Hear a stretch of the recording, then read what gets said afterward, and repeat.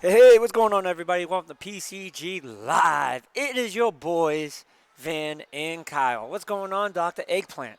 What's up, Mr. Showtime? Not a hell of a lot, besides ending the 2019 year and trying to get into 2020. I can't believe it, dude. I can't believe we're at the end of 2019. Dude, it's coming and it's gone so freaking fast. I can't even believe it. But I'm happy to see the end of 2019. This year has been okay. It hasn't been too bad. It's just been a lot of grinding, and I think it's going to bring in a phenomenal 2020. So I'm excited to get this year over with. And what else is coming in 2020? The next generation of consoles. So I'm excited for it in a lot of different Nope. reasons. So let's get ready to rumble. So as you Yeah, it's guys gonna can be see, interesting. yeah, no, it's gonna be hella interesting. Um, so as you guys can see, our boy Andre isn't here today. He has strep throat, but if that's the case, more than likely he will be joining the show. So, um, Andre, if you We join the probably should have show, told him to be in chat. yeah, I know. He should be in chat anyways. If you want to shoot him a message, please be my guest and shoot him a message. On it. I'm gonna actually make my image a little bit bigger here. I hate it not being full. There we go. Whoa, my head is way too big. Is Um, it bad that like a lot of people I know are like, I'm just ready for 2019 to be over, and I'm sitting there going, I had a really good 2019. like for me, it's not about like the year being over anymore. Like I don't do that. Like do I? It doesn't matter what year it is for me. Like if it's gonna be bad, it's gonna be bad. In Yeah. 2019, it turned into 2020 isn't gonna make a difference. Um, but other than that, like I'm excited for 2020 just because what 2020 is gonna bring. So I'm not in a rush to end 2019 for any particular reason. I just wanted to be 2020 because I want the new PlayStations and stuff like that. The Xbox I don't know Series why I X. changed it. Which one? Twitch. Twitch? Yeah, I don't know why it says that on Twitch, but I'll fix it. Thank you. So Twitch. yeah, Twitch is saying we're streaming Smash Brothers, but we ain't streaming Smash Brothers. We're smashing No, this is brothers though. the last episode of 2019. Yep, yep, yep, yep, yep. Last episode of the decade. Let me see. Oops. Let's go into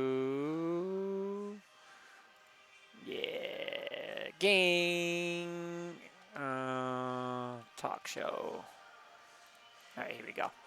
Not Smash Brothers, but actual talk show. Sorry, people that came in here to think that we were doing PCG Smash, but it is not Friday, so I apologize.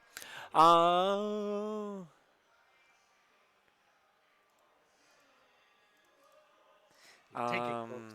He's tinking.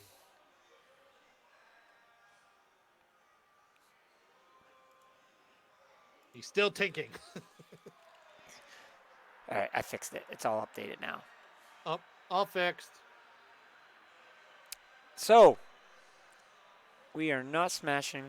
We're talking. So okay, so we are here at the end of 2019, and to bring out the year on our list, we're going to talk about Game Award winners because we didn't talk about that last show.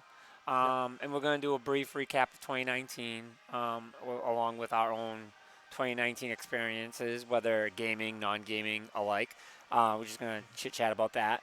But and then the next show, we are going to be bringing in gaming in this past decade, and that's a good way to start the new year. Is talk about how we ending the decade and how we're starting the decade. So what we expect from the new decade.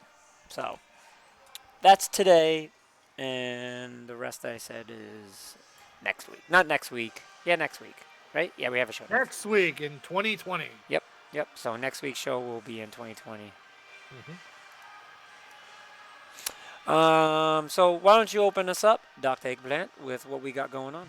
All right. So last week we did not get to it, but we will go over all the categories from the Game Awards, and basically we'll just run through the winners. Mm-hmm.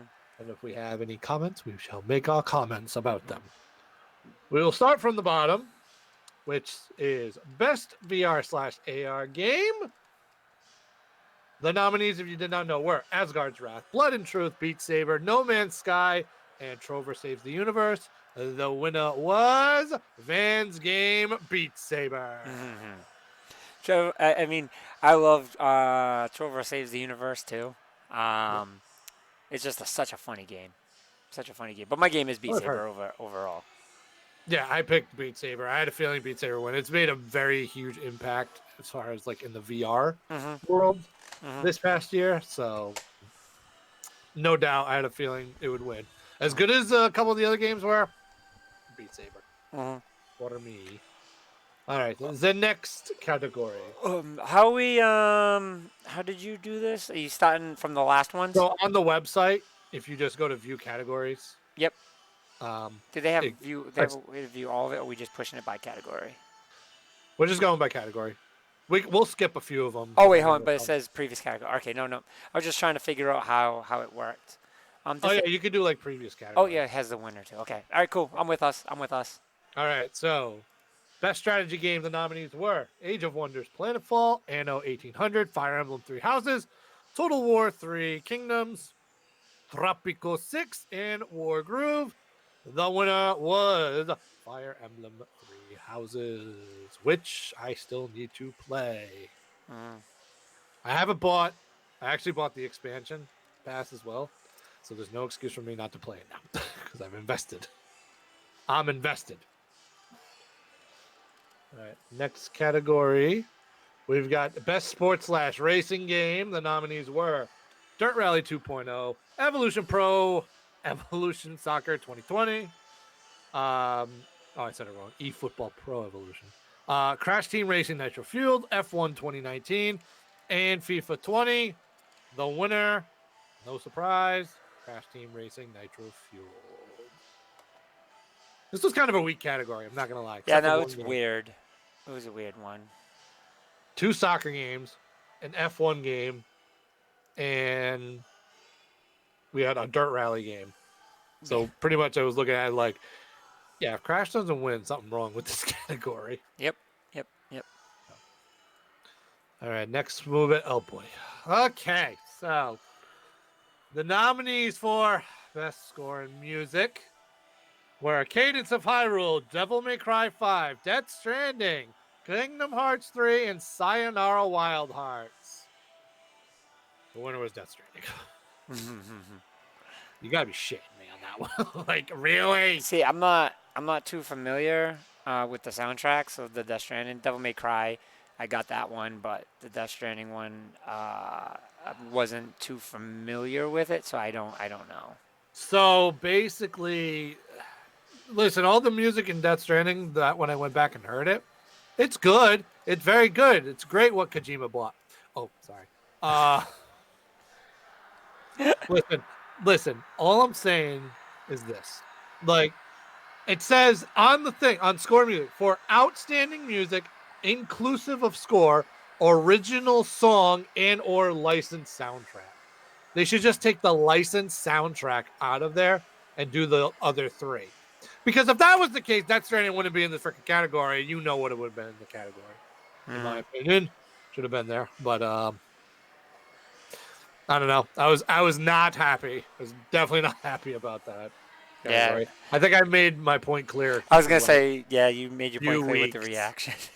so I don't think I need to repeat myself and go bananas again.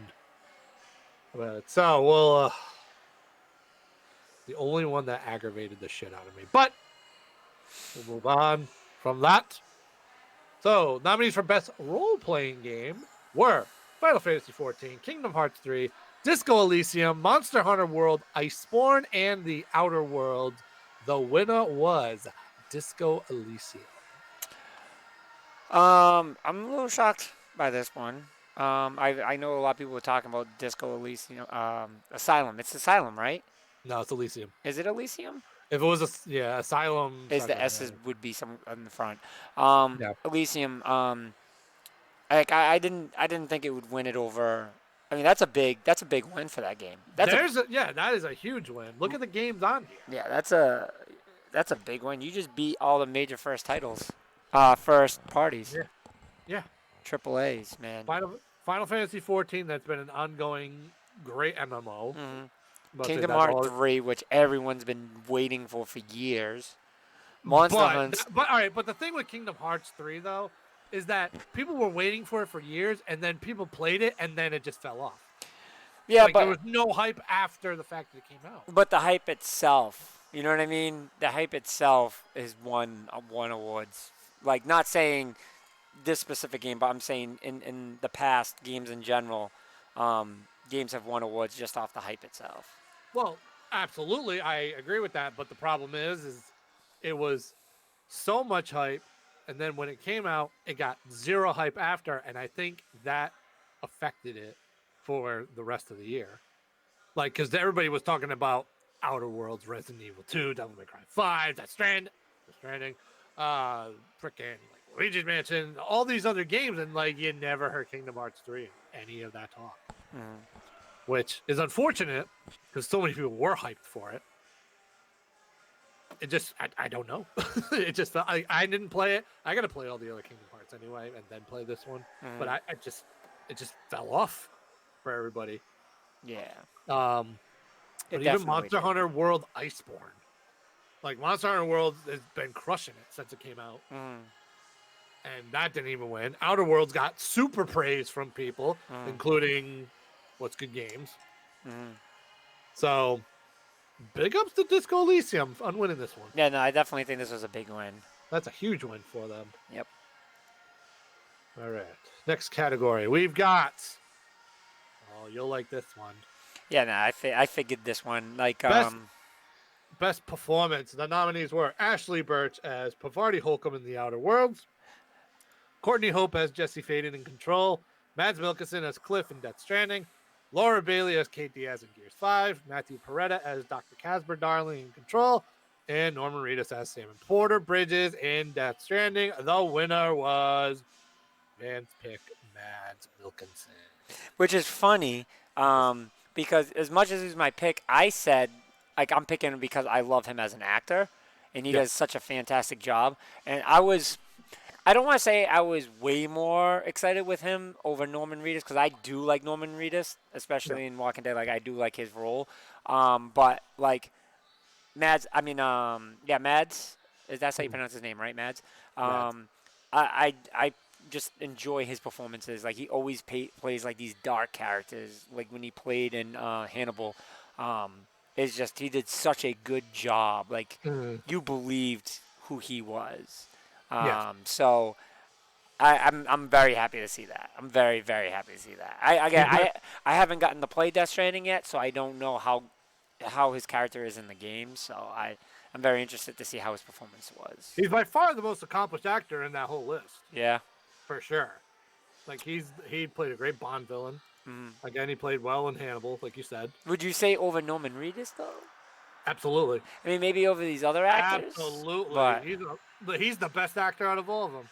I mean, I know he's definitely got way more history, but...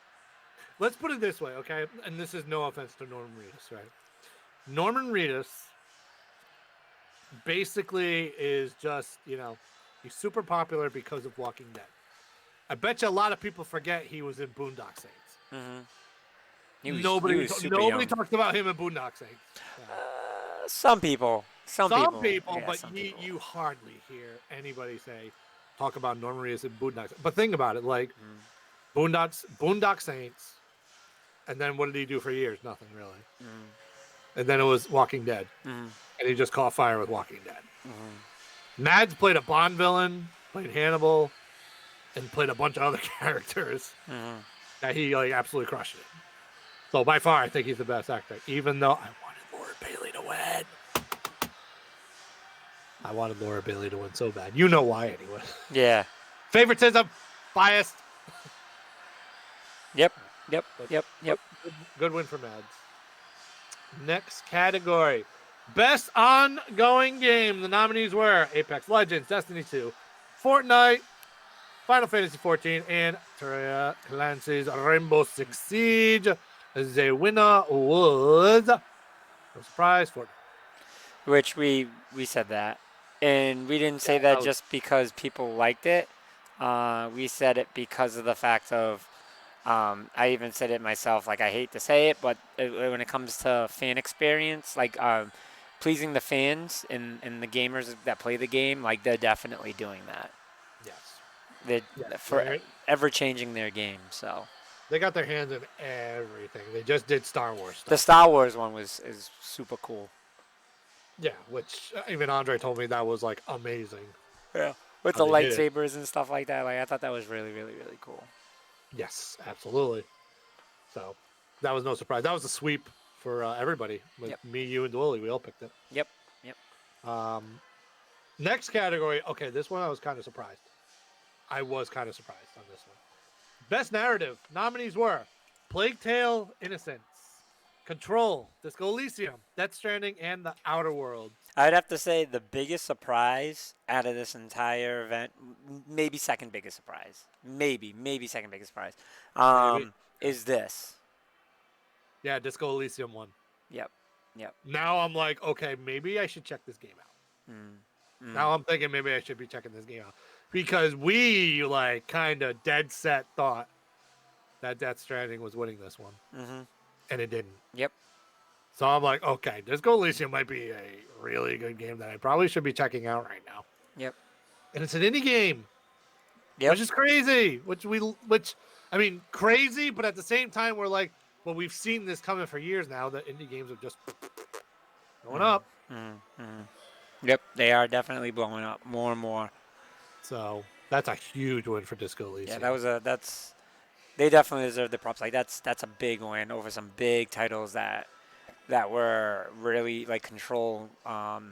It had huge following. That was IGN's game of the year. Yeah. So IGN said that Control was their game of the year, which is crazy. Yep. So big ups to them. Even Plague Tale. A lot of people told me Plague Tale's story was really good. So huge win for them. And I got something to say about their studio too in a little bit. Best multiplayer game. The nominees were Borderlands 3, Call of Duty Modern Warfare, Apex Legends, Tetris 99, and Tom Clancy's The Division 2. Apex Legends. I'm just mad about it. I'm just mad. You know why? Because I loved Tetris 99, and I know that you did play it, obviously. We were like, it's the most unique one out of all of them, even though it's an old game. It's not a shooter. All the other ones are shooters. I'm like, freaking Tetris, and it's a battle royale. It's like it stands out from everything else. And the gun game wins again. Yeah, the game that I least expected was Division 2. I was that and Borderlands. I was expecting Modern Warfare over anything, even though my pick is Tetris 99. But like Apex over Modern Warfare, like that's weird to me. That's weird. It's not weird. Modern Warfare is a really good multiplayer, but like Apex again, when you get into battle royale situations, that's where it takes advantage of everything else. Apparently nowadays, they have battle royale in Modern Warfare. When do they? Yeah. Oh, has it been released yet? Yep. How have I not played it yet? Okay, maybe I just haven't. I was like, I've been playing the shit out of Modern Warfare, and I haven't even touched it yet. Yeah. Battle Royale. Yep. But even so, like that was built around a battle royale aspect. Respawn made it, so you knew that was going to be a solid game. Like if I made a legitimate pick in this one, I would have said Apex because of the battle royale thing. But I really wanted Tetris to win. That would have been great if Tetris won. Just because it stood out. Yeah, because that's such a different game. So yeah, and it's so much fun too. Like all the other ones again, just like gun game, battle royale. All right, nothing different. Just either you switch it from first person or third person, depending on if you're playing Apex or Fortnite. But like, damn, come on. Give me 1 second. You keep going with the nominees. I just gotta help these customers. Oh nope, someone's helping the customer. Never mind. We're good. Woo. We're good. All right. I was concerned because I didn't see anyone helping them, and I seen them going over there. Nice. All right, next category. We've got best mobile game. Nominees were Grindstone, Sign Our Wild Hearts, Call of Duty Mobile, Sky Children of the Light, and What the Golf. The winner was, no surprise, Call of Duty Mobile. Like I said, it was really good. Like I was I feel like I shocked need to how download good it. it was. I feel like I need to download it. Like if you like Call of Duty in general, like that's definitely something you should give it a shot, in my opinion. I may have to. I may have to. But yeah, no surprise there. Next category. Best indie game. The nominees were Baba Is You, Katana Zero, Disco Elysium, Outer Wilds, and Untitled Goose Game. And the winner was Disco Elysium. Even though the goose should have won.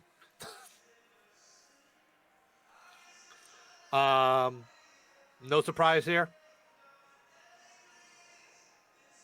And Um, the again with the was that they already won those other ones. Like yeah, it feels like this is a given. The Untitled Goose Game though, like was really good.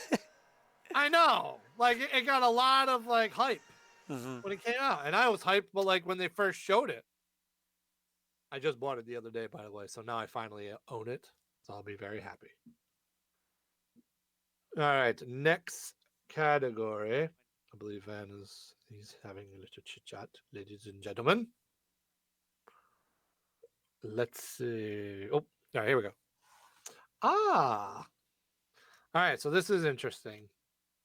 Games for Impact. For people that don't know, it's for a thought-provoking game with a pro-social meaning or message. The nominees were Concrete Genie, Kind Words, Grease, Life is Strange 2, and Sea of Solitude.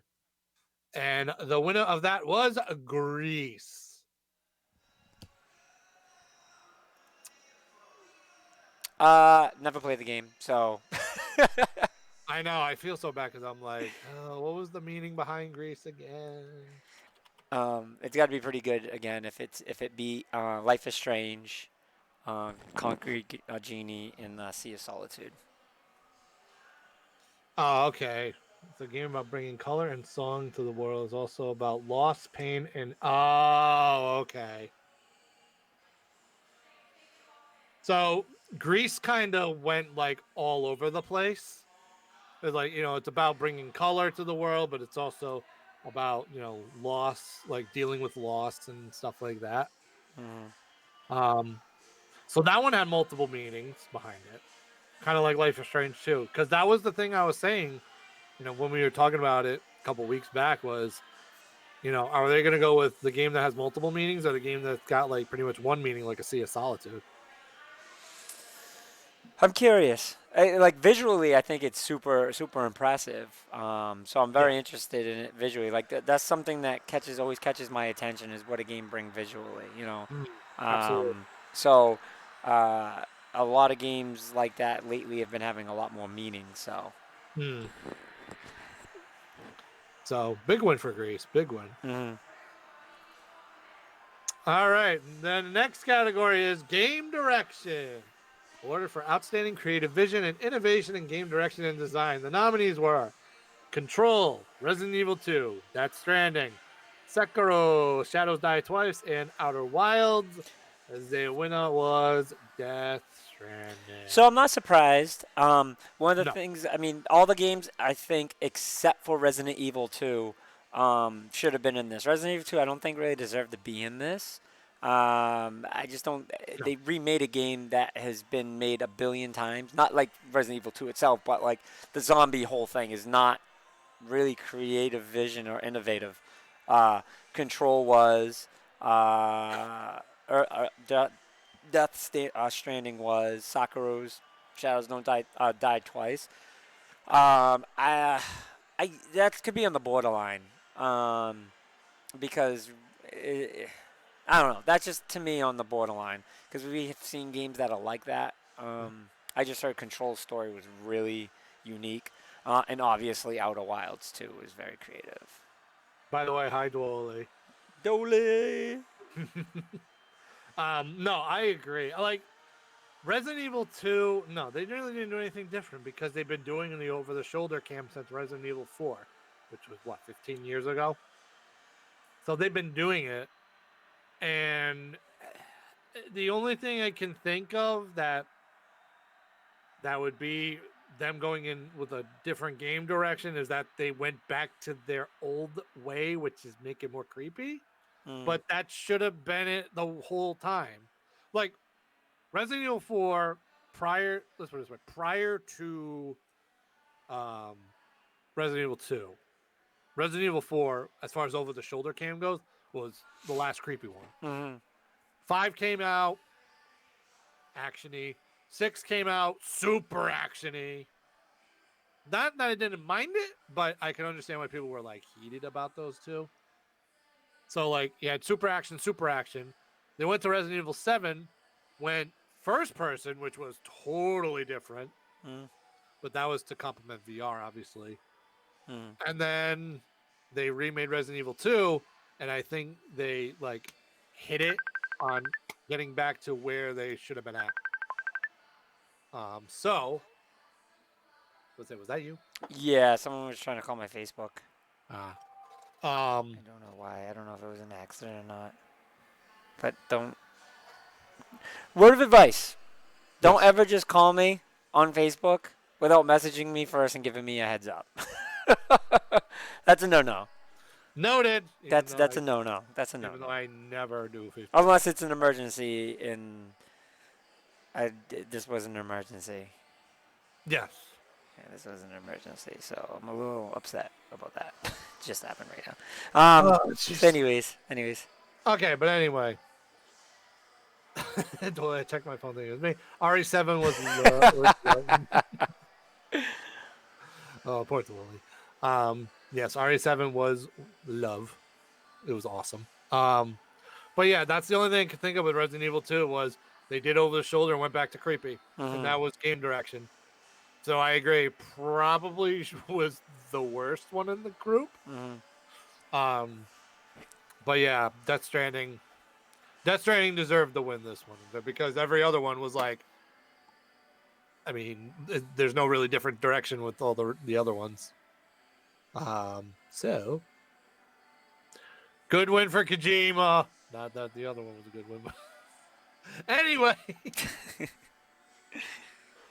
Damn music. Next category. Next. Fresh indie game. Power. So What a power night. Presented by Subway, recognizing a new independent studio that released its first game in 2019.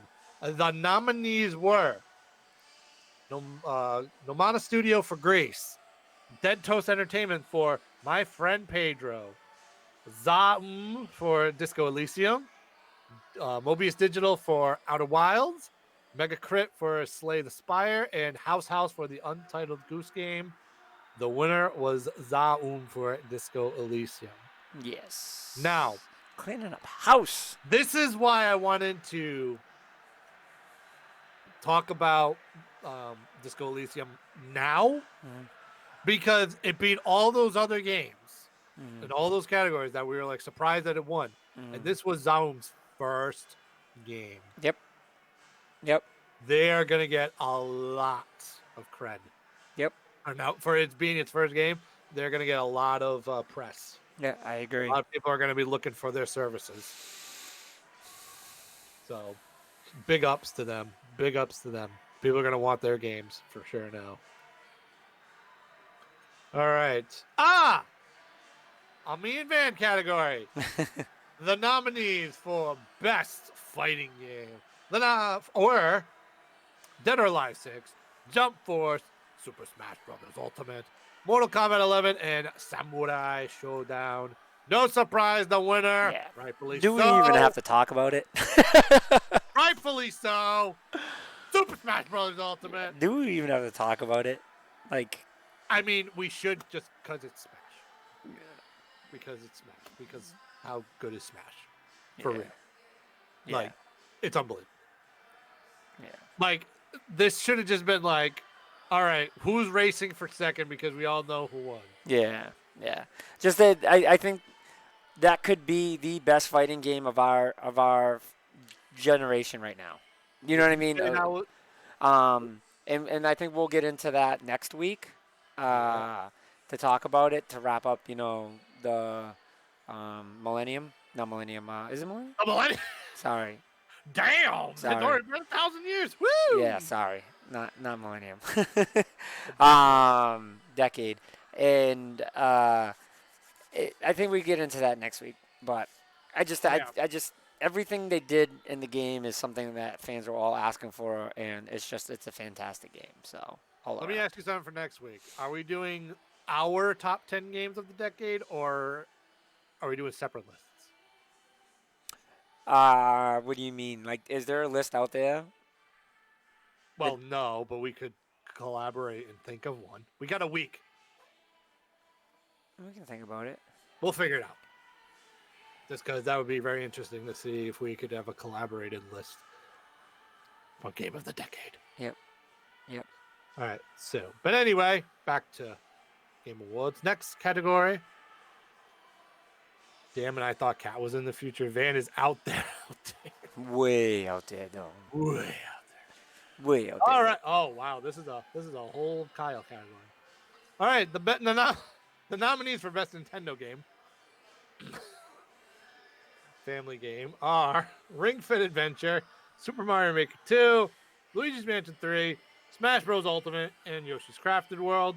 The winner was Luigi's Mansion 3. Good win. Good win. I agree. I think we all said that, didn't we? Did I say? No, I don't think I said Super Smash Bros. Did I say Super Smash Bros? I said you did.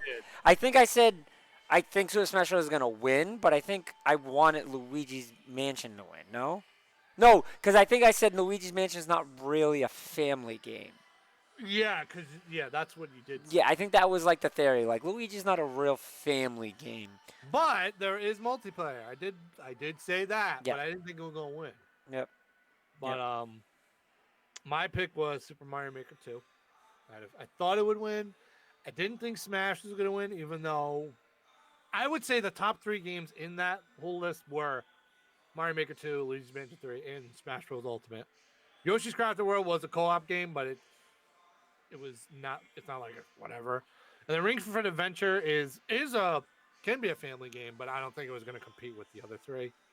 So big win for Luigi's Mansion 3. Yep. I want to play the multiplayer. Yep. Multiplayer seems like a lot of fun. Yep. All right. So the next category, are we skipping esports? No, we can just go through it. All right. Esports team. We had Australius. Astralis. Astralis, OG, G2 Esports, San Francisco Shock, Team Liquid, and that's it.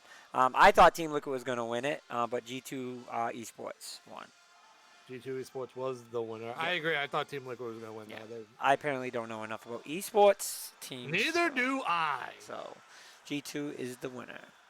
Esports player, we had Lee Faker, Sang Hook, Luca Perks, Povich, Kyle. Kyle, I didn't know you were a gamer. What is it? Hello. Bugha?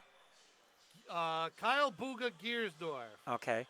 Simple and Santara. Was that it? Yep. And Kyle won.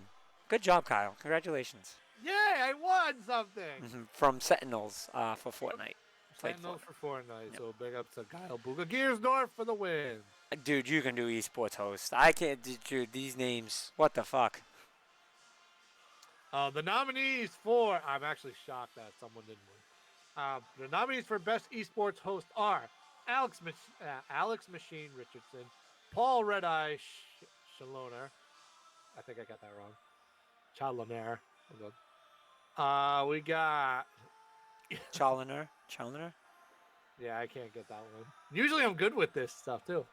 Ifchi jokes. See? Anyway, Alex Golden Boy Mendez and Dwan Candice Yu Shuang. And I am surprised Golden Boy didn't win. Yeah. He's been like hyped quite a bit. Yeah. Throughout the year. I'm surprised. But nonetheless, Jokes won. So good win. Next, esports game of the year. Yeah, The this one, nominee. this one I knew.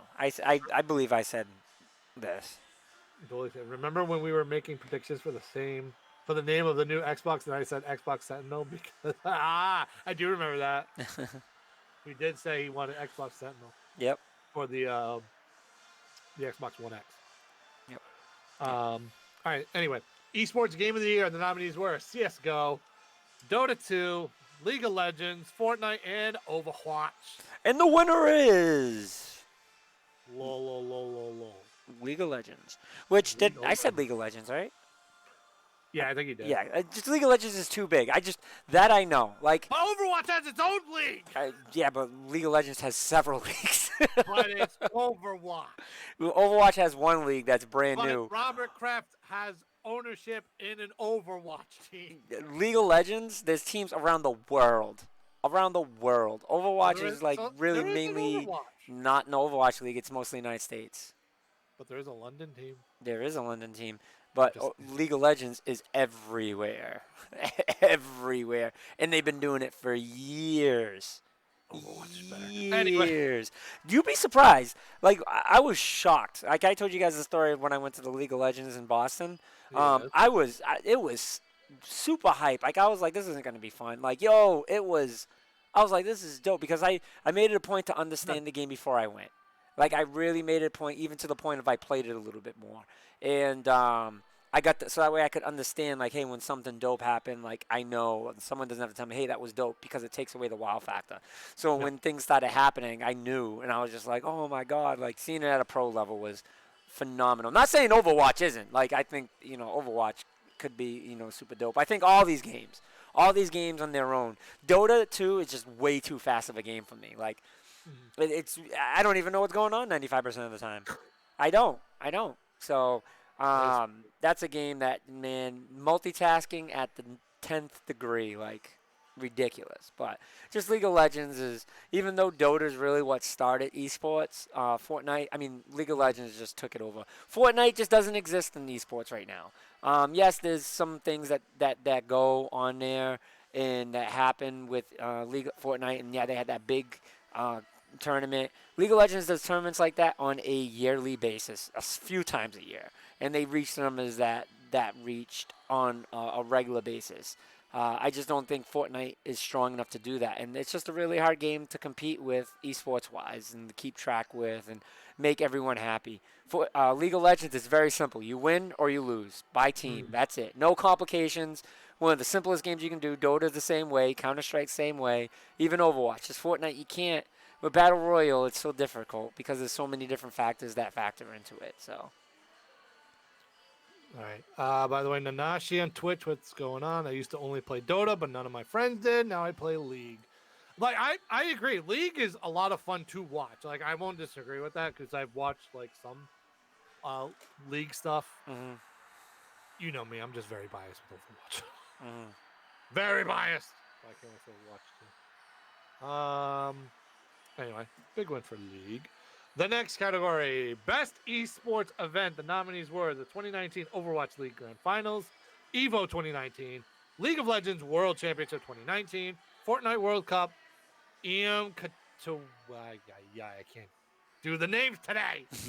I don't know. Katawasi 2019 and the International 2019. The winner was the League of Legends World Championship. And that one I knew. Just way too big. Way too big. Does it kind of hurt you that Evo lost? No. Wanted Evo to win. I mean, Evo's huge. For fighting games, it's big, but it's just nothing is touching League of Legends, man. I just like Evo. I like Evo too. Don't get me wrong. I mean, Right. I enjoy more hype out of Evo because I enjoy watching fighting games and playing fighting games way more than League. But dude, that League World Cup, man. They like. Have you ever watched a documentary on it? Watch a documentary on it. I think I watched a little bit of it. Yeah, It's hype. Like, you want to see a hype video? Like, that's hype. Like, you want to get people into gaming and esports and understand what esports is all about? That's the game you use. That's the cups and championships you use to get people hyped. Like they have holograms on stage and introduce everything. Like it's insane. It's Oh, insane. I'm sure it's nuts. Yeah, it's insane. I Not, still want it. but all these other games are stepping up more. They are stepping up more. I still want an Evo. Anyway, And Evo is like to see where Evo came from to where it's at. Like League has always been big because of all the money that was poured into it. Like Yeah. if you look at where Evo started, it makes me proud to be where I'm at with gaming. And it makes me believe what I can do because Evo is growing so big. It's more commercial now, and I think that's what a lot of people's problem is. But just Evo, where I come from fighting games. Not saying I'm good. I'm just saying that's where like really got me into gaming a whole lot was when Street Fighter entered my world.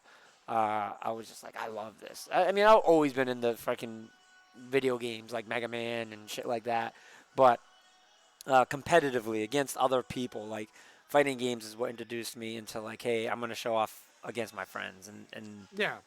made me like hey I'm the best gamer so. He wants to be the very best, like no one ever was. I What? want to be the very best.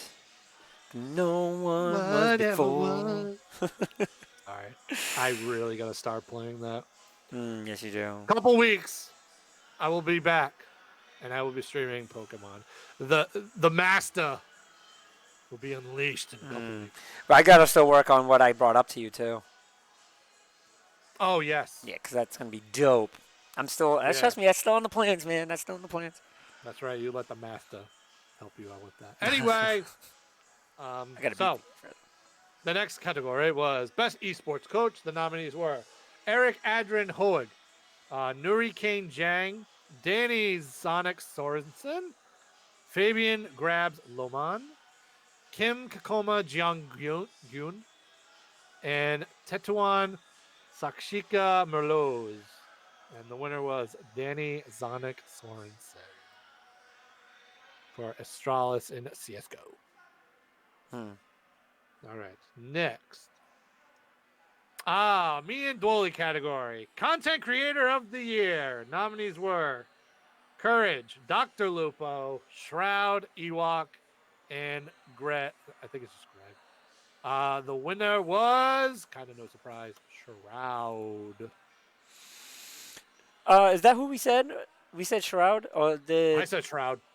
I don't know. I think I said Ewok, but I don't think I even picked. Dolly picked Ewok. Yeah, I don't think I Dolly picked anybody because I didn't know any of them. Yeah, I think I went with just Shroud. I think I said Shroud just because I heard a lot of Shroud, Yeah. and what I knew of Ewok was that she was deaf. Let's put it this way. I would have put the top three. I would have put as Lupo, Shroud, and Ewok. Nothing against Courage. Courage is huge, but yeah, I would have put Lupo, Shroud, and Ewok right there. Shroud just moved over to Mixer, so he garnered a huge amount of hype for that, and that's probably what put him over the top on that. So congratulations to Shroud. Maybe one day I'll get on his level of FPS, but probably not. All right, next category. Best community support. Here's a surprise one. Not We a said- huge surprise. We said all right. but this was a surprise. Let me. for me. I'll run through the nominees real quick. Apex Legends, Final Fantasy 14, Destiny 2, Fortnite, Tom Clancy's Rainbow Six Siege. So, Destiny 2 won. I believe Yes. I said Destiny 2. No, I you can't. didn't. Did I say Fortnite for this? You said Fortnite. I do remember this. But I believe so. I said. I could clearly remember me saying something about Destiny 2 because I said Final Fantasy. I said it's a tough choice between Final Fantasy 15 on 14, Destiny 2, and Fortnite because I said Destiny 2 has changed so much, and they've given everybody what they wanted. And that was one True. of my things. And I said Final Fantasy has been going on for so long. That's what gives me it. But there's a possibility that I said Fortnite because of the same thing that I said for the other. Oh no! You did say Fortnite. No, These no, are things I do remember. No, but I'm saying like I said it because of all the reasons why I felt like it won the other one. Well, The yeah, well, ongoing. yeah, you picked Fortnite because, like you said, they are constantly updating. Yeah. Yep. Doing this and this and this and this and this. So you Yep. picked Fortnite. I think Dwoley picked Siege. I think he picked Siege, and I know I picked Apex Legends just because I thought it would have won because it was a hot new game and I got a lot of hype and a lot of support. But Mm. Destiny 2, big old win for Destiny 2. That was a little bit of surprise for me personally. It was a little bit of surprise. All right, next category: best audio design. Recognizing the best in-game audio and sound design. The nominees were Control, Death Stranding, Call of Duty Modern Warfare, Gears 5, Resident Evil 2, and Sekiro Shadows Die Twice. The winner was Call of Duty Modern Warfare.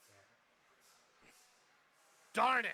I wanted Gears to win. At least Gears are Resident Evil. It's the guns. The guns do I, it. I you know, The guns I do it. know, Yeah. but Gears with the chainsaw and some other stuff. Resident Evil 2 with the zombies and all right, honestly, I just wanted Gears 5 Resident Evil 2 because biased me. I think I went Siege 2 because they are updating as well. Yes. Dwoley said that thinks he went with Siege. I think he did went with Siege. But yeah, I wanted Gears 5 Resident Evil 2. But Modern Warfare does have I think good I audio. think I went with I think I went with Resident Evil. I can't remember what I went with this. I know none of us went with Modern Warfare. Let's put Yeah. it that way. Yeah. I think he did go Resident Evil 2, which I really thought like Resident Evil 2 would take this category, but Modern Warfare with the win.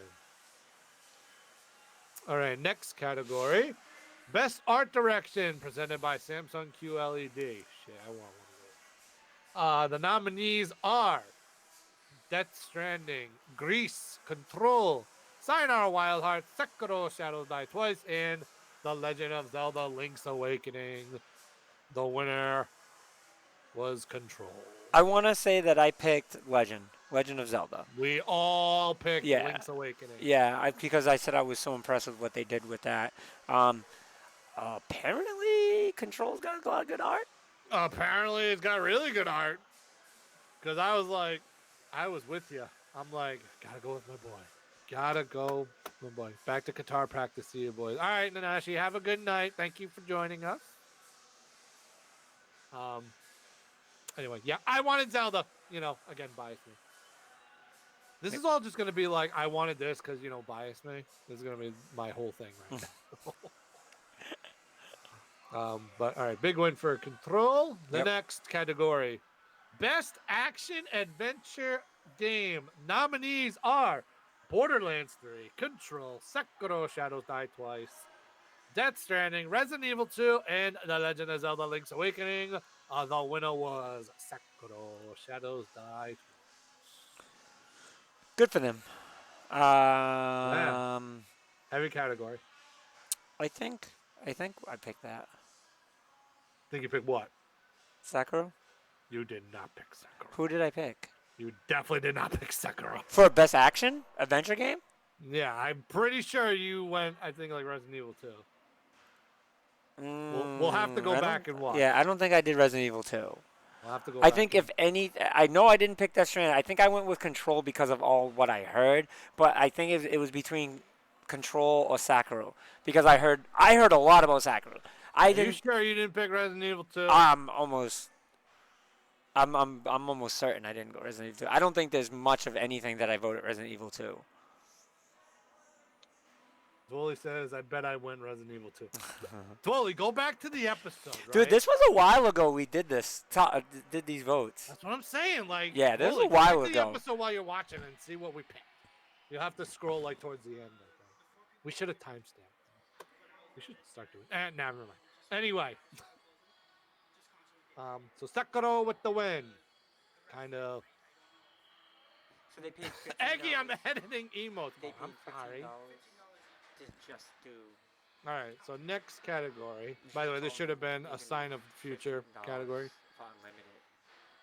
The nominees for Best Action Game were Apex Legends, Astral Chain, there it is, Devil May Cry 5, Call of Duty Modern Warfare, Gears 5, Metro Exodus.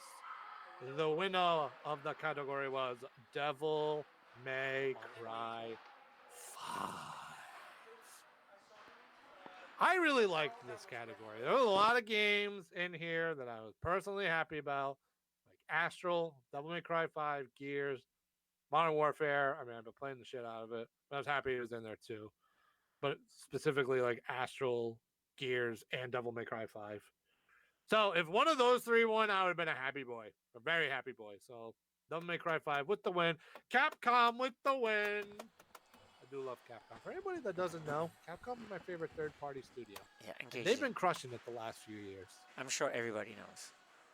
I'm just saying, for anybody that's new, I did say Devil May Cry. Fuck you. I I did know say.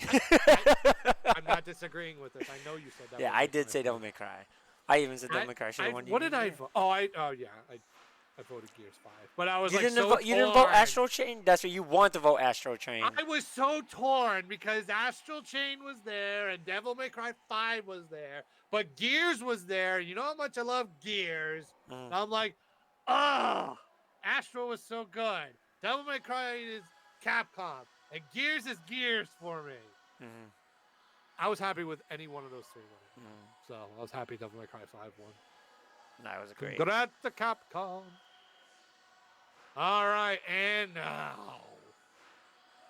And I swear to God, I'm not even lying. You can ask Dwolly this about what I'm going to say after this. Mm-hmm. The nominees for Game of the Year were Control, Death Stranding, Sekiro, Shadows Die Twice, Resident Evil 2, Super Smash Bros. Ultimate, and The Outer Worlds.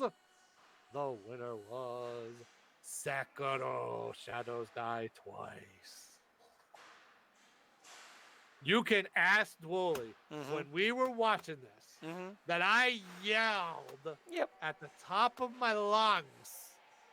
I said, "Oh, I knew it! I knew it was gonna win because I had a feeling all week." I'm dying. Yeah, I screamed at the top of my lungs. I was like, I just had a gut feeling by the end of the week, and I was changing it. That I was going to change it. Yes, I was like, I knew for some weird reason that I was gonna win. And I was gonna change my goddamn pick. You just Sure. didn't do a show right before it. Sure. Listen, you. Don't you test me today. You son of a bitch. You screwed me. No. But I mean, I don't have to go over with the couple of the nominees for this, obviously, again, but how did you feel about them winning? I thought it was. I was okay with it. Like there was a lot that I've heard about the game. You know, I heard it was a fantastic game. A lot of people was greatly impressed with what they did. I know visually, I liked a lot of it. I've seen a lot of it on YouTube. A lot of the play looks fantastic. The story looks fantastic. So I was surprised with what it went against that it won. But at the same time, like sitting down listening to it and stuff like that. That was a good win for them. By the way, Dwelly said he also said that you wouldn't believe me when I. Nah, yelling I believe you. I believe you. You're not known as a liar, so I believe you. I thought you would be surprised that it won because you were kind of like, I don't see it winning. Like just because of who it was going against, not because of the game itself. Yeah. I can agree with that. All right, so before it got chosen, what were you ranking these? We're kind of going to get a little in depth into this. It's like if you were to rank all the games of the year from like bottom to top. I'll be right back. You keep talking. I'll be right back. All right, he's not answering that question right now. Yeah, I just had that gut feeling that Sekiro was going to take this. Like all week, I literally was just like thinking. And then just in my gut, I'm like, why do I get the feeling Sekiro is going to win this?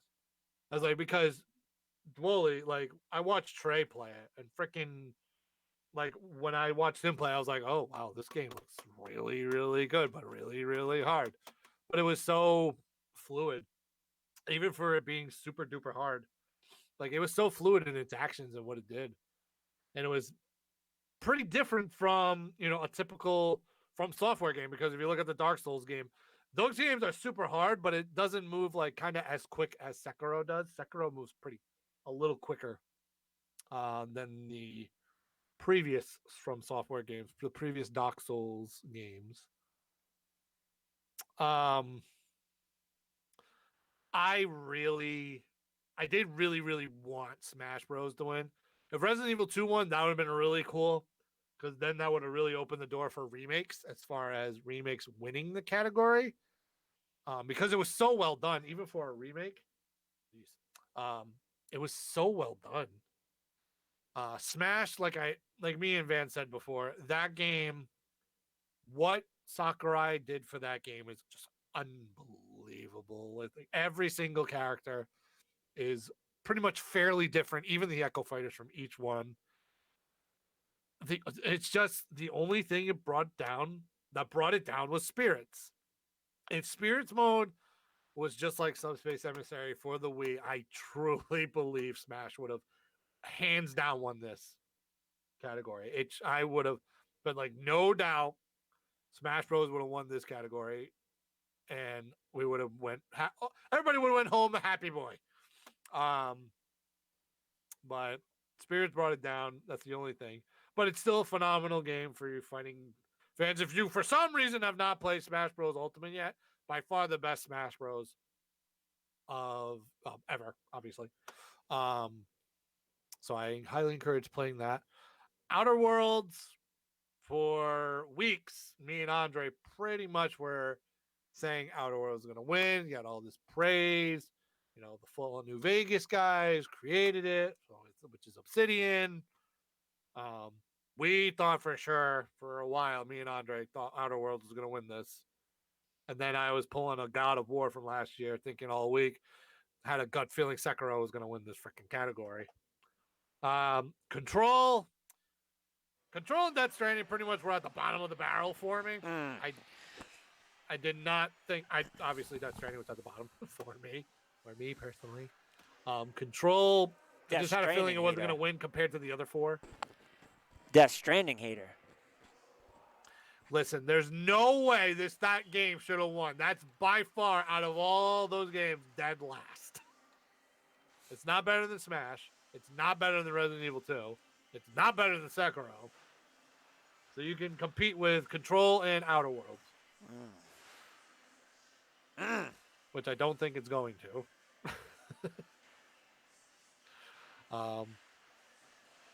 Do you agree, Van, that if Smash had something like a Subspace Emissary, as good as Subspace, that it would have won? Yes. Okay. Yes. Yeah, I truly believe that. 110%. I think they're off like single player mode. It was trash, and that's what held it back. I hate spirits. I'm not a fan of spirits at all. Spirits is okay at best. That's the thing. It's At just best. okay. At If it best. was, because they tried to make like a freaking like an RPG out of it. Even I think the that was the problem. even the idea of making characters play as other characters just wasn't good for me. You know what I It mean? was Like weird. even the idea of it wasn't that big of a deal for me. And seeing it in action, it was exactly what I thought. Yeah. It's a shame. Yeah. It's a shame because yeah, we both know if it was a much better thing, oh man, it would have killed it. But big win for Sekiro. Congratulations to From Software for winning Game of the Year. It's going to be a very interesting 2020. We've discussed this. It's going to be a very interesting 2020 Yes. as far as Game of the Year goes. The start of the decade is not going to disappoint. Nope. For But like sure. we said too, now that Final Fantasy VII, Resident Evil 2 has been nominated, we know that remakes will be nominated. Yes. Resident Evil 2 has definitely opened the door on this one. There could be 2 remakes on Game of the Year this coming year. What's the Resident Evil 3? Oh, Resident Evil 3. Yeah, I was gonna say what's the other one. As soon as I was, It's possible, but we'll see. yeah, as soon as I said that, that's when I realized. Resident Evil 3 and Final Fantasy 7, which, I've already said my piece on Final Fantasy VII Hold on one remake. second. I'll be right back. Hold on.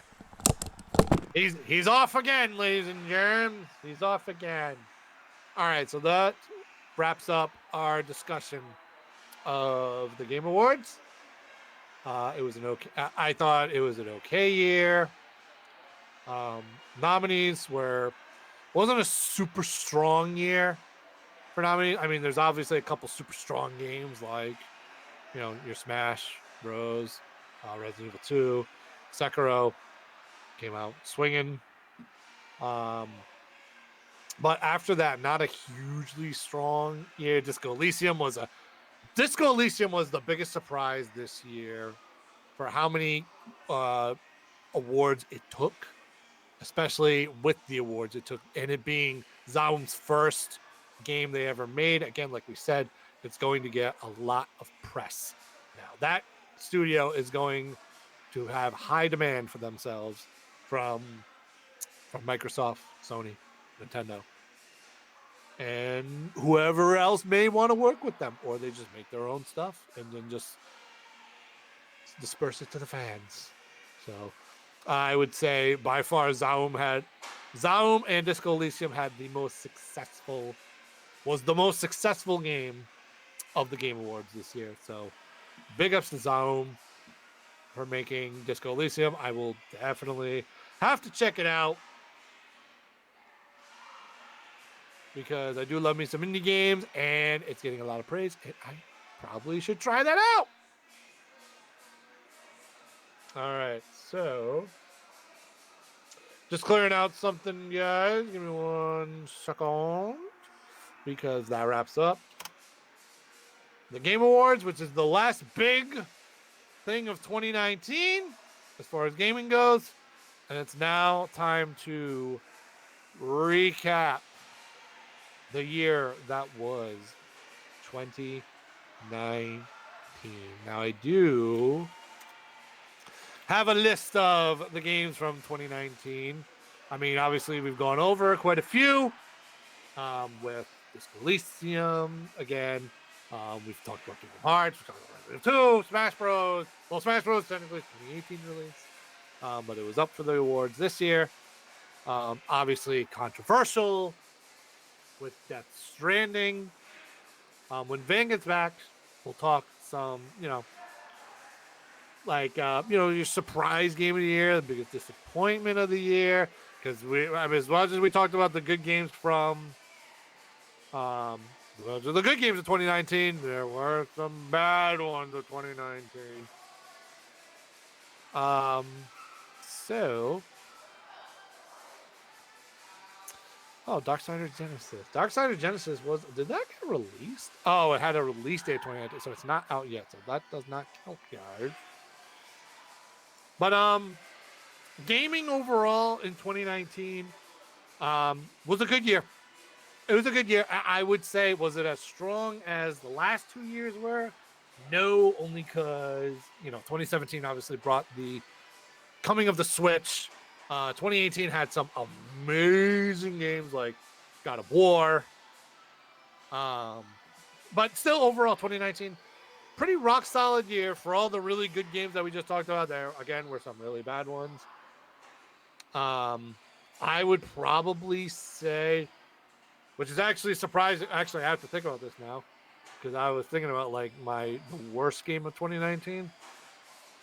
Like freaking Crackdown was right there. Crackdown was right there for worst game of 2019. But then WWE 2K20 came out. And good God, I don't know what 2K was doing, but that was definitely not a wrestling game they made, that's for sure. So they lost freaking Ukes, who were originally making the game, and they've had huge success over the years for wrestling games. They've been making them since like WrestleMania 2000 on the N64, no, that might have been.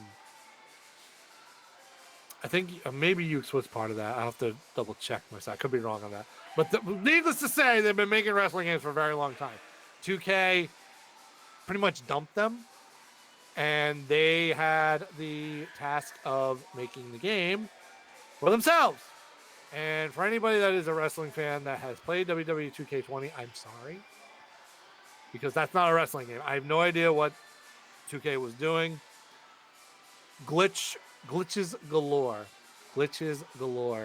in that game, and they've tried to patch it. But let's put it this way: they could try to put out as many patches as they want with this game, but the fact is that game was not ready to be released at all when it came out, and it just is an absolute mess. I didn't think it could get any worse than when WWE 2K, I think 18.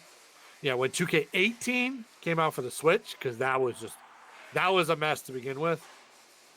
But 2K20, from what I've seen, is just horrendous. It is just absolutely terrible. I don't know what 2K was thinking on that one. And Ben's back. I'm back. Welcome back. Welcome back. Sorry. All right, so we are recapping the games from 2019. Let's do it. The happiest I'd ever been that I canceled a pre-order. So we were talking about, I was kind of talking about my personal worst game of 2019, because we've kind of talked about like the really good ones already with the Game Awards. So mine, it was tough, but I went with WWE 2K20. 2K20? Yeah, 2K20. So, hon, what did you say this topic was? My worst game of Okay. 2019. All right. On 2019. Okay. All right. 2K20, huh? Dude, have you seen the glitches? I mean, in that game? the kids play it here. I haven't seen the glitches. The kids play it here. That's because it's been patched to death. Yeah. When it first came out, oh, good God. How many are we going? Like, What do you mean? how many games are we going? We're just saying one? Yeah, we're just saying one. We didn't really make a list, you know. Okay. I would have to say there's one game that's sticking out in my head, but I don't want to say that one because I could have swore there was one that was way worse, and I'm just trying to think of which one it was. Crackdown 3. What? No. Well, was that this year? Crackdown 3 was this year. Then I would have to say Crackdown 3. Yeah, I was about to say. I was like, I wanted to say Crackdown 3, but No, definitely 2K20 was Crackdown 3. so bad. Yeah, no, definitely hands down Crackdown 3. Without a doubt, Crackdown 3. That was just god awful. God awful. They took. I wanted to say 2K 20. The Wanted WWE to say 2K20? because of how bad it was. Yeah. But no. It was so tough. At least we're on the same path, because 2K20 was just an abysmal wreck. That game should have never been released to begin with. They should have delayed the release date for another month and then brought it out. But WWE was like, "Yeah, we need a game out now." That was my Vince McMahon voice. But yeah, Crackdown 3, I beat it to death pretty much. Like, freaking, it was in development for 5 years. A little more than 5 years, that game was in development, and it finally gets released, and we got that. Yep. 5 years, and you get that. And yeah, Terry Crews and everybody like, oh yeah, Terry Crews, blah, blah, blah, all this shit. No. Yep. It's pretty much 1A, 1B with Crackdown 3 and WWE 2K20 right there. So it was pretty bad. Oh my goodness. All right. We'll get the bad shit out of the way. So, what was your most disappointing game of 2019? I already know what mine is. So. I can't say the game that I want to say. Which is what? Division 2. Because I expected a lot from the game, and it's tough to say it didn't achieve itself because I didn't really get to play it. Okay. So Most We disappointing. can come back to you if you need it. I would say because the update. No, no. Go ahead. Go ahead. Mine was Anthem. Yes. Yeah. Anthem. Anthem was the most disappointing Yep. game of Yep. 2019. Yep. I had Yep. the freaking I deluxe agree. edition pre-ordered, ready to go, and you know what? The happiest I ever canceled the pre-order too. I'm right there with Dolly on this one. Hmm. Anthem was so hyped. It looked so good. We at the end of 2018, I'm sorry, at the end of 2018, I will not forget this. Me, you, and Andre were going to make a pact to pick a Yep. system, and we were going to stream the shit out of Anthem and play it together and all this other stuff. And then the reviews came out and the gameplay came out, and good God. No. I played it. Remember, I played it. I played the Yes. beta, and I played it on our PCs, which our PCs are pretty good here. Yeah. And it wouldn't play it. And I was just like, all right, I'm gonna chalk this up that this is beta. Like, it was bad. It was so laggy. So then we picked it up on Xbox, and I tried playing it, and it was all over the place. It was all over Yeah. the place. I was very upset. Very, very upset. Yeah. BioWare, oh man, they needed to hit a home run after whatever Mass Effect Andromeda was, apparently. Mm-hmm. They needed to hit a home run with this one. Mm-hmm. And they pretty missed much it. hit into a double play. Yeah, they missed it. They definitely missed the mark. A lot of people still say that it's still pretty good and you can play it, but at this point, it's not on my radar at all to pick it up and play it. I will not be investing a ton of time into it. The concept was good. I'm not gonna say the concept was bad. The concept was great. They had the foundation of a great game. Absolutely, they had. I couldn't agree with you more. Could not agree with you more. They made it look great, sound great. But then the gameplay came out, and we don't know what happened. Let's put it that way. They had a chance to redeem themselves, and yep, did not come to fruition. So, poor Anthem, poor Anthem the game, but not poor BioWare. Like, come on, like they need to go back to the drawing board. Unfortunately, What is it? Checking the office in the back room. Dwally, if you have a disappointing and worst game of 2019, let us know. If anybody's got that, Yeah, anyone in chat? let us know what yours was. Put yours up. Okay, so most surprising game that you played. I'll say that you played.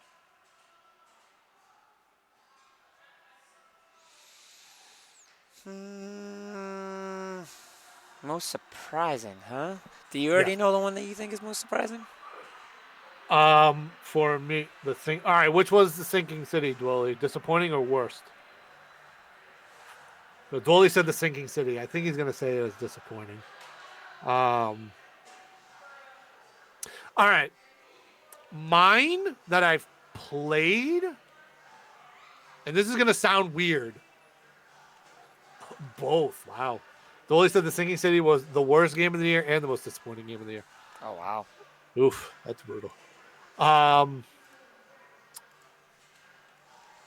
gonna say Luigi's Mansion 3.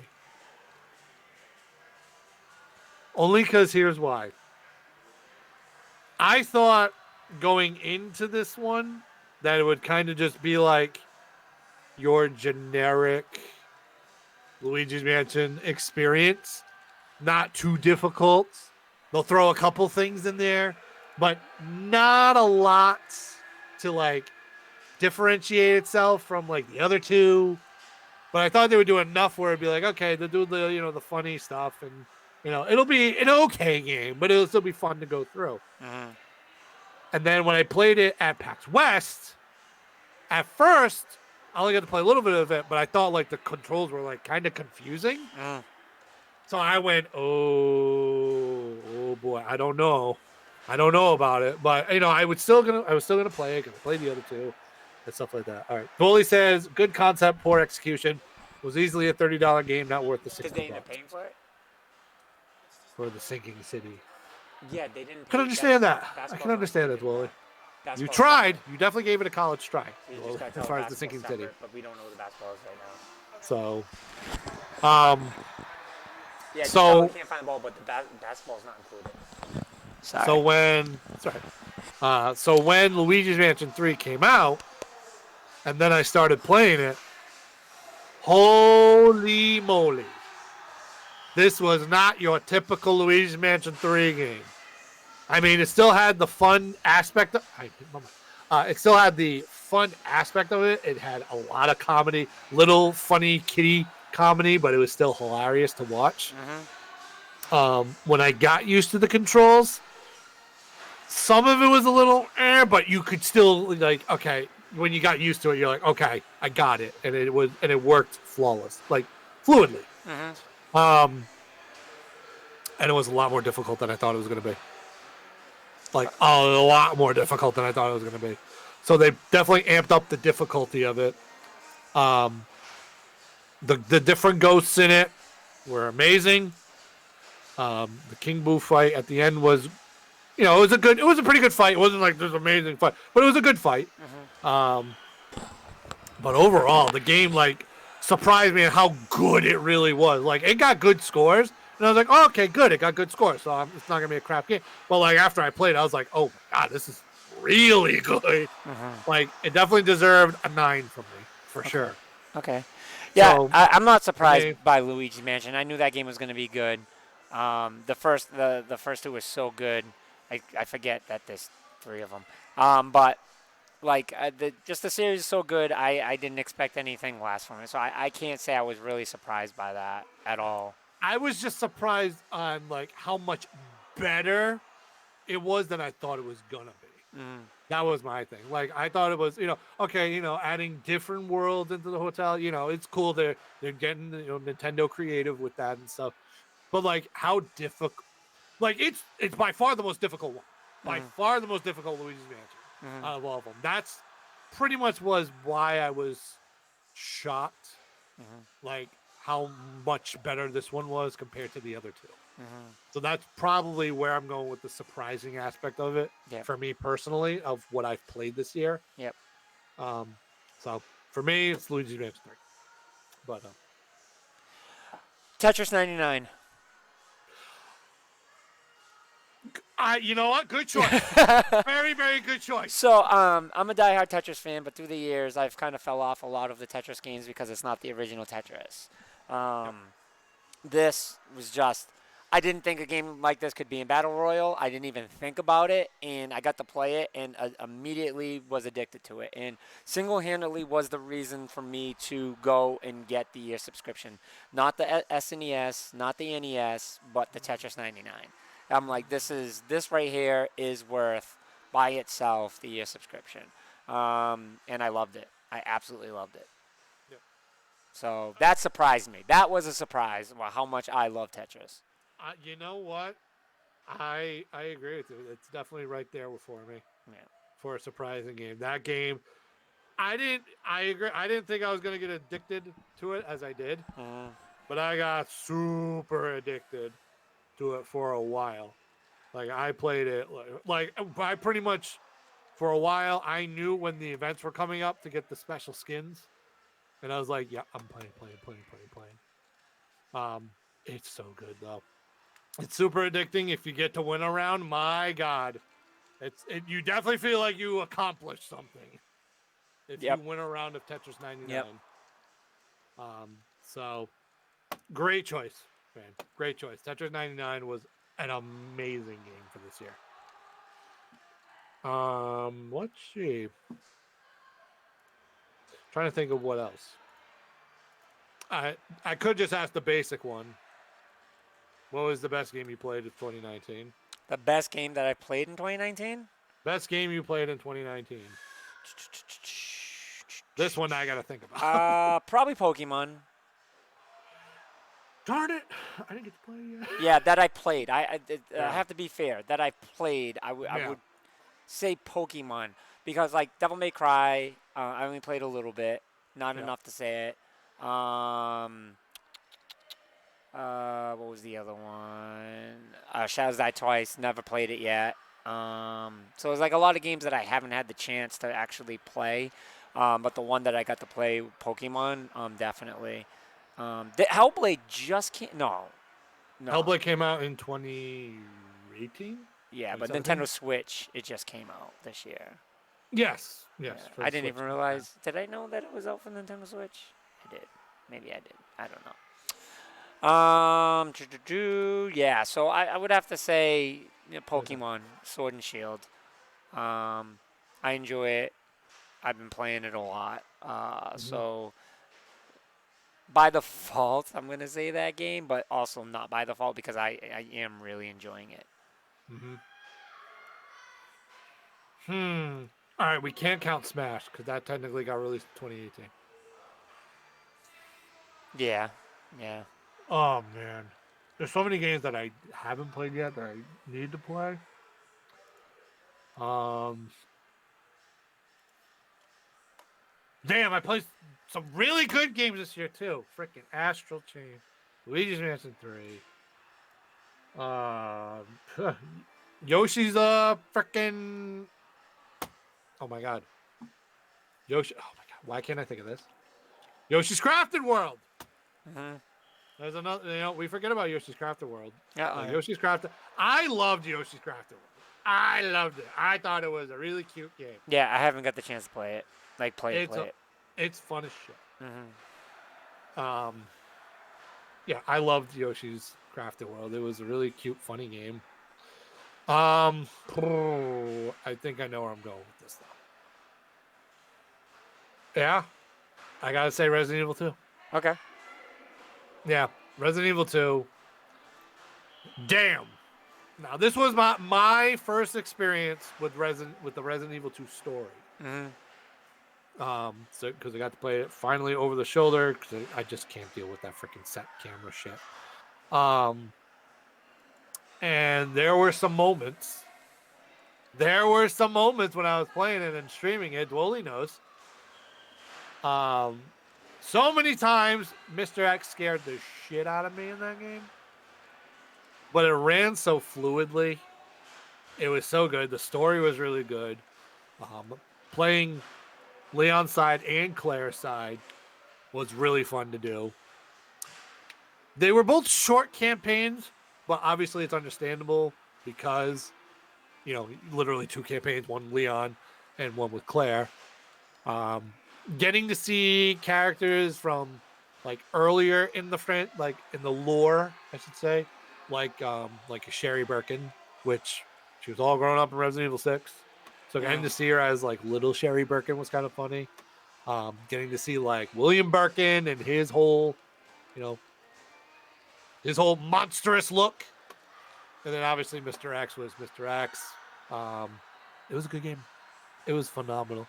Definitely deserved a Game of the Year nominee. I think we both agree on that. Mm-hmm. So, a lot of good games for me personally this year, but I will go with Resident Evil 2. Good choice. I was gonna say I've seen that as your pick, kind of. Anyways. Got to go with the Capcom. Yeah. And listen, Mario Maker 2 is in there too. Mario Maker 2 is right out there. I know that's not your popular choice. I'm telling you, you'll enjoy it. Like I said, this one seems more fun than the first one. This one makes me at least want to try to play it. But... Especially with the update. Especially with the Zelda update. Yeah. And the new things that they added to it, which you probably would have thought it was already in it, but it's not. But yeah, the things that they added, including the Zelda update, has taken that game to a whole new level right now. So it's definitely one of my favorite games of the year by far. By far. I love Mario Maker 2. It's such a great game. All right. Any other category you can think of for 2019 with games? Best, worst, surprising, disappointing. Funnest.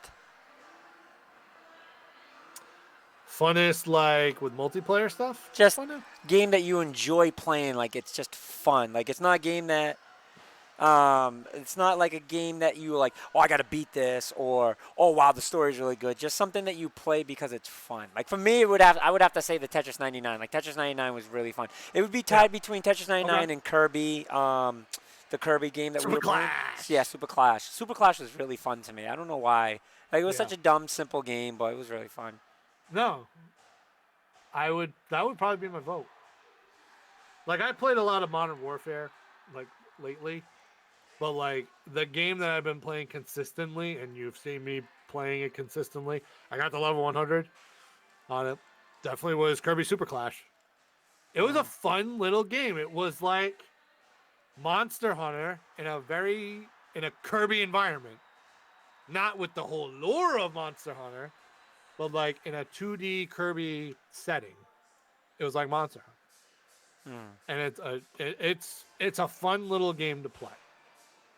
Like you can get sucked into it for hours I agree. and stuff. So yeah, I would say Kirby Super Clash for me. Super Clash. Super Clash. Super Clash. Super Clash. Trying to think of I think that's pretty much it. I think that's really it as far I mean, as we could go into things like game that you thought was not going to be good, and then you played it and was like, "Oh, it was really good." But I don't think I played anything like that this year. But like that surprise, like I think we kind of did that with the surprise. Well, no, because I thought Luigi's Mansion 3 would still be a good game. I was just shocked with how good it was. I don't know. I can't think of any. I can definitely not think of any for that category. For a game I thought would be bad, but then it was like, oh, it's actually good.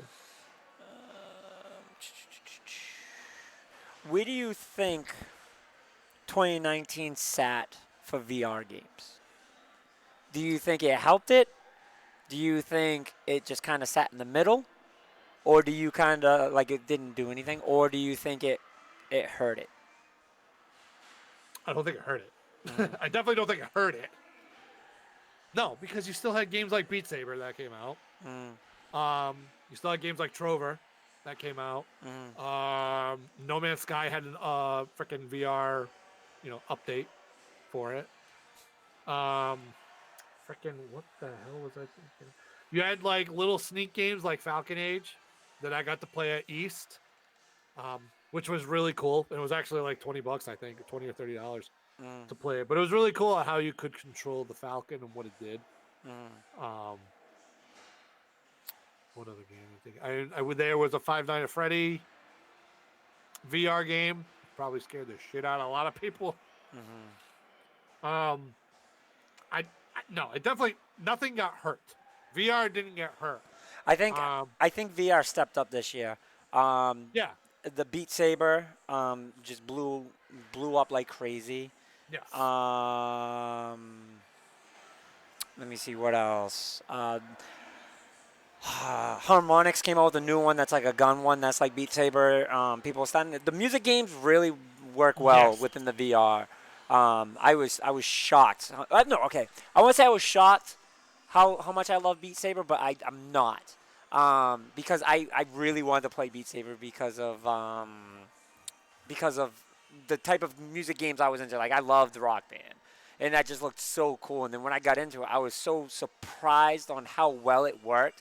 I think that's where I was surprised, and not so much that I was gonna like it, just how good it actually really was. It was better. It exceeded my expectation that I had for the game. So, but other than that, I think a lot of the games I'm playing more and more and more into it. Now the new game that I'm super into is what's it called? Pistol Whip. Pistol Whip I'm so in love with. Oh. I know what you're talking about. I think it might just be because like I don't own a VR and I'm not going on my way to get a VR. But I see what VR is doing, and I definitely think VR is going in a very positive direction. The real question is going to be what they do with it this coming year, especially with the PS5 coming out. That is going to be quite interesting what PlayStation does with VR stuff with the PlayStation 5 coming out. Mm. Like, will it be like an integrated thing right out the gate? Will they have a different headset for it? Are they going to utilize the old headset? Mm. It's going to be quite interesting. We already know Xbox is not going in the VR direction. They've already came out and said, we're not going in that direction.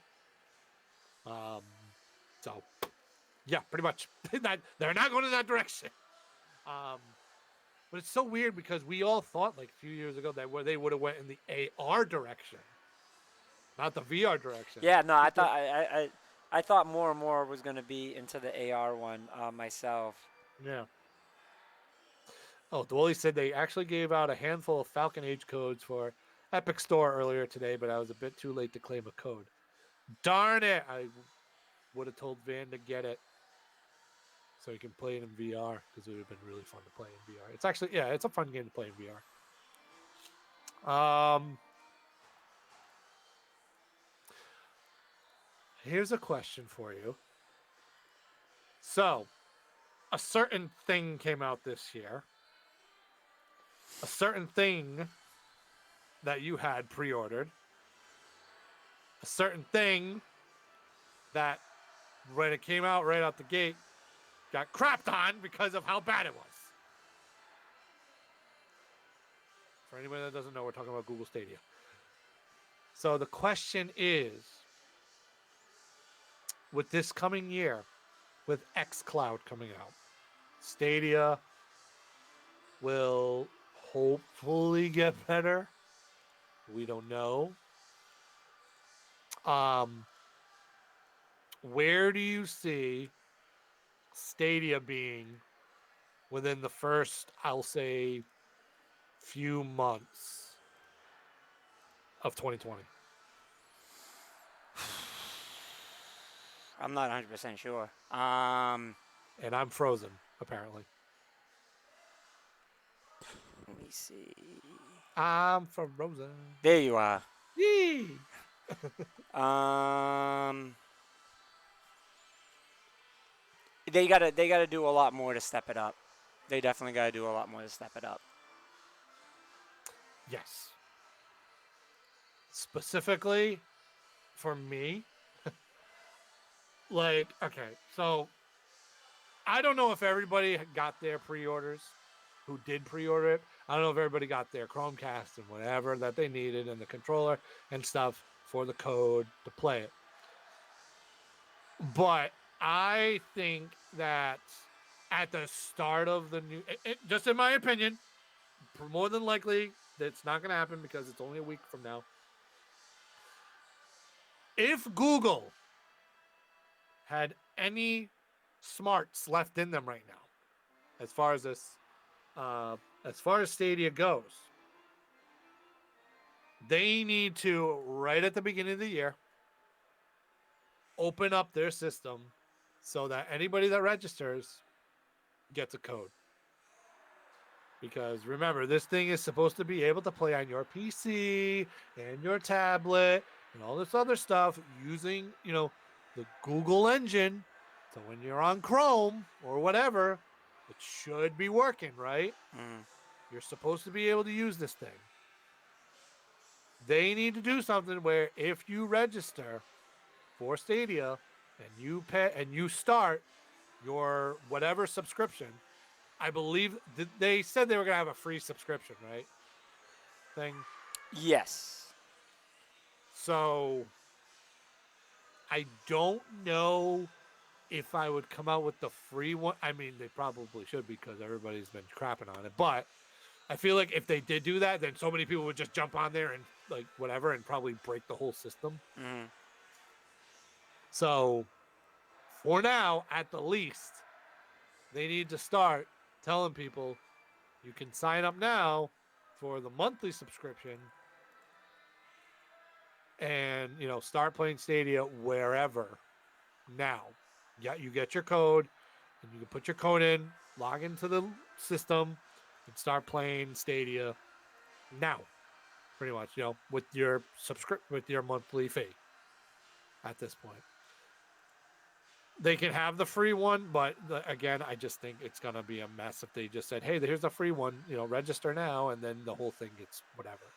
So I think if you want to register for it and pay a monthly subscription, I would do that immediately, like right out the gate in 2020. I'd be the first one out there with gaming saying, if you sign up now, you get your code, and you can start playing right now when you pay your subscription, your monthly subscription fee. That's just me. I think that's where they should go with that. But again, I guarantee you they probably don't even have all the founders packs out. Yeah. Yeah, I don't know. They fucked up a lot on the Yeah, release. I So. mean, I'm just trying to think of the most logical way where the system doesn't just crash immediately. Because do you agree, like, if they came out in 2020 and they're like, "Hey, sign up for the free subscription thing," like it would crash the system because so many people would probably be doing it. I don't know what their excuse is. I just don't think they were prepared as much as they thought they were going to be for it, and I think that became a Well, that's clear. problem. Yeah, Yeah. I think that was a major problem for them, and Oh yeah. I don't know if they thought they weren't going to be that good or what the situation was, but yeah, no, it sucks. Yeah, they are definitely playing from behind. Whereas Xbox, they're still in, pretty much in beta mode Mm, with this, but the way things are going with that, I think it's gonna flourish, especially with the program that they have already with Game Pass. Integrating Game Pass with this is humongous for any gamer. This is going to be the best bang for your buck as far as a subscription based slash go anywhere and play at any time. mm, As far as on all your different devices, mm. because obviously, as much as I love my Switch, you need a Switch to play it with, bring it with you in Right, order to play. right. The portable thing is going to be a very big thing in the next coming year. Which is actually really funny. It's really funny because we kind of pretty much were getting out of the, if we haven't already, got out of the age of like the 3DS. The 3DS pretty much is next to near dead. People are like, oh no, they're still releasing stuff, but it's pretty much next to near dead. Mm-hmm. Because with the release of the Switch Lite, obviously it's pretty much next to near dead. So pretty much, it felt like handhelds were going kind of away, and portability gaming was kind of like going away. But then all of a sudden, with Stadia and XCloud, it's like, oh, it's kind of coming back. Mm. So now the question becomes, who flourishes and what does Sony do in 2020 coming up? I agree. It's gonna be crazy. Absolutely. But as far as getting back to 2019, games were it was a rock solid year for games. Some about to say some really good stuff, some really bad stuff. Was it the best year in the last few years? Probably not, in my opinion, but still an overall good year for gaming, for games. I agree. So I agree. And we'll see what 2020 brings us.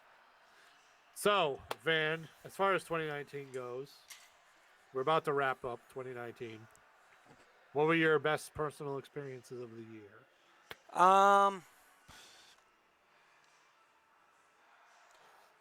just to see what's coming forth in the 2020, which I know that's weird, but just gaming in 2019 made me excited for 2020 because the games don't seem to be slowing down and it seems to be, building up for some really good games coming out. So Mm. I would say that's probably it. Especially with like Series X being revealed a couple Yep, weeks ago. yep, yep. You know, very interesting how that looks too. Mm-hmm. Whew. 2019. Boy, I've had a year. Um, I got to pretty much accomplish a bucket list thing, which is why I'm rocking shit right on my neck right now because I'm rocking, the year that was. Take that out of the. Take my hands out of the way, please. All right, close enough. The year that was PAX. My goodness. Said Dwelly, same Maggie. I know it. Dwelly, I know. But yeah, I accomplished pretty much a bucket list item going to all of the main North American PAXs this year. That was just an amazing experience in itself. Being able to go back to Texas early in the year, meet friends that I have not met yet from streaming, then coming back, being sick for a month from San Antonio, but getting healthy just in time for PAX East 2019, which that was a whole show by itself. We had some fun, man, It especially with was. the What's Good Games girls. I Yep. did a little thing. Yep. The arena thing that was big. That was big. That was Yep. Yep. Yep. that definitely was the highlight, like one of the big highlights of Yeah, my that'd year. be so Good exciting God. for you. I know it was exciting for us when I was outside getting my sandwich, my bacon sandwich, and I was like getting the text. I was like, dude, I gotta get inside. I gotta get inside. Yeah. My God, that was unbelievable. It's so weird to go back and look at it too. Like the playback, just because it's like, damn, I really made it to like the finals of like a PAX Arena thing, which is crazy. Mm. Um, so that was fun. I got the cool shirt too from it. Um, they gave me some cool swag though, even though I got 8th place. We got the Mm. beanie, I got a bag, and the shirt. Um, but yeah, even going to PAX East and meeting more people that I've never got to meet from streaming. And then we got to hang out with the What's Good girls, What's Good Game girls, even though we kind of made it awkward for Andrea. But that wasn't our fault. That was my buddy's fault. Yeah, but we did CT GamerCon again. CT GamerCon was fun. That'll be coming up soon as well after PAX for 2020. Borderlands. Oh my God, Borderlands. Wait a minute. I'll wait till Van gets off whatever message he's No, no, doing. go ahead, go ahead, go ahead, go ahead. Oh man, I just brought up Borderlands 3, and I'm like, oh wait a minute, that might be. That's definitely one of the top 3 highlights of the year for me, and I'm sorry that Van The had whole to go through presentation. it. The line ends around The the corner. corner. Oh, poor Van and your brother. The line ends around the corner. There's no other corner. There's, it doesn't end. It's not ending. It just keeps going. Oh my God. The line ends. That will live on in PAX East lore forever now. It will. No That's matter what definitely we a PAX do, East memory forever. that is a quintessential PAX East It's memory. in the PAX East book as Oh being yeah. around the corner. Right up there with Mario Kart is the line ends around the corner. Yep. But yeah, getting to see the Borderlands 3 world premiere was just freaking amazing. That room was just absolute energy the entire time. There was so much hype with Borderlands 3, so many dedicated fans. It was just an experience. Like I got to see a world premiere live, even though there was massive technical issues. Getting to see a world premiere of a game live is just something I never thought I would actually see. We might see it this coming year. But that was so much fun.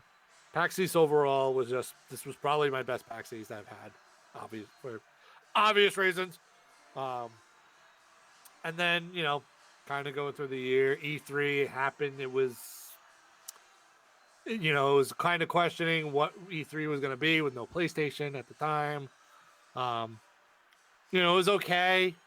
There was some good stuff to it, but was it one of the better E3s? No.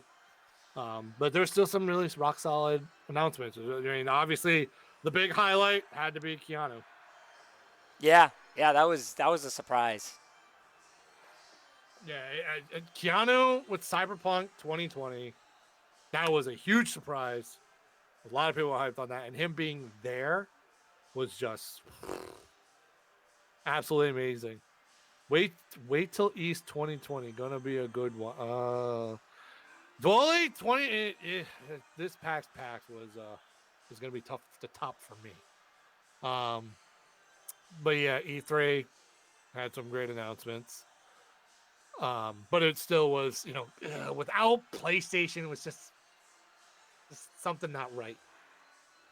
Um, then we went through the year, and then I went to PAX West, and that I didn't know if I was ever gonna get there, but God damn it, I made it to PAX West, and that pretty much felt like E3 for me. You know, all the different games there. Borderlands 3 was there, Pokemon was there. Being able to play Final Fantasy VII Remake was amazing.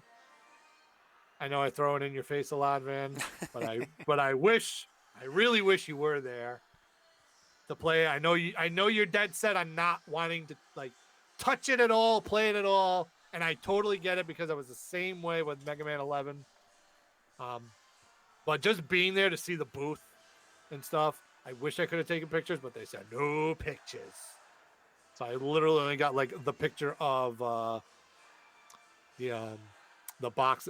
What the hell's the company called in Final Fantasy VII? The Shenron. Yes, Yep. yes. Um, see, this is why I go to you for my fantasy knowledge. Um, I got to take the pictures of the boxes and stuff like that. So, but PAX was a very different experience. Again, all three PAXs had its own unique experience. Um, when I go back to West, absolutely, I'd go back to West in a heartbeat, and I'm bringing Van with me, maybe one day. But He's gonna put me in a suitcase. I will put you in the damn suitcase, and they're gonna be like, "Sir, why do you have a very long suitcase?" I'm just gonna don't worry about it. But It's just my boy. yeah, it's just my boy. Don't worry about it. He's hitching a ride. Uh, but yeah, PAX West was just an incredible experience. Being around, being on the West Coast for the first time, going to Nintendo of America, another bucket list thing I can check off. I was there. I didn't get to tour it because I'm not big at all. But maybe one day. But just being able to go to the Nintendo of America studio and take a picture in front of the studio was just amazing for me personally. Always something I wanted to do, and I got to do it. Going to the Xbox event right before West was a lot of fun. Being able to go into Microsoft Studios itself was a lot of fun. Got to play Jackbox Party Pack 6, like the first time they were showing it off. And I was like, oh, that was so much fun. That event was great. Again, PAX West was amazing. Just Seattle in general was a very interesting city. Very interesting. But a lot of fun times there. I had a lot of fun there. After that, it's kind of been cold the rest of the year, but I did a lot from freaking January to September. So 2019's been a good year for old Eggy here. Definitely been a good year. So hopefully I get to enjoy more experiences with certain other people this year. As far as traveling, I'm staring right at Van. Hmm. It was a great. It was definitely a great year. Yeah, Great I year. had fun. I'm wondering. I'm wondering what kind of the events, like what E3 is gonna bring after the gaming night, like after the gaming awards and shit, like with the release of the Mm. console and stuff. Like PlayStation, are they going to bring that to this and stuff like that? So Will they even be there? that's a question. That's Hey, a good question. will they be at E3 2020? They skipped last year. Hmm. Will they be there this year to reveal the PlayStation 5? Plus, you still got games like, coming right out the gate, like with PlayStation. So, like Ghost of Tsushima. Mm-hmm. That's coming out summer. Yep. They did say summer, right? Yeah. Yeah, summer. Yep. So they could be showing. I mean, if they go to E3, they could be showing off the PlayStation 5. They could show off Ghost of Tsushima. And they probably could show off things that they have in the works for 2020 for the PS5. I mean, they just showed off Godfall at the Game Awards, which was the first PS5 game. So that they're showing off. So should be quite interesting to see what Sony does this coming year.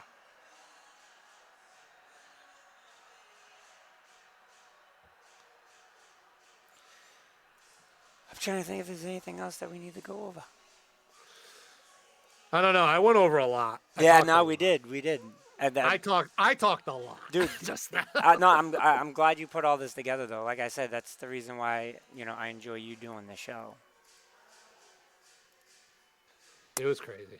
It was crazy. I wish Andre was here today, but that's all right. We'll get him at the new year. I'm just going to do this because for one, last time in 2020, I'm showing this off. You know why? Because I'm pretty sure a certain person with strep throat challenged me months ago, and it never happened. This challenge never happened, man. And he challenged me months ago. So I guess we can just concede the victory to me because now we're at the end of 2020 and just never happened. He could have done it online with me. I would have accepted that, but no.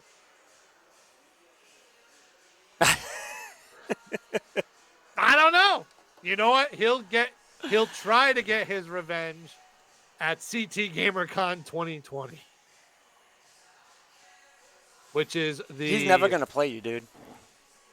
I mean, if he goes to GamerCon, he will. Yeah, he's never. That's when he played me.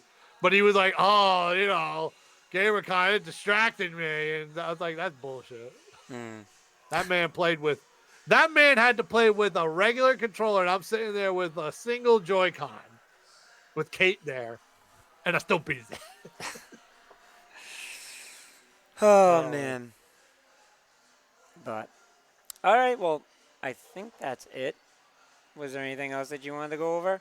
I'd like to say if there's anything else, but I think you pretty much covered everything.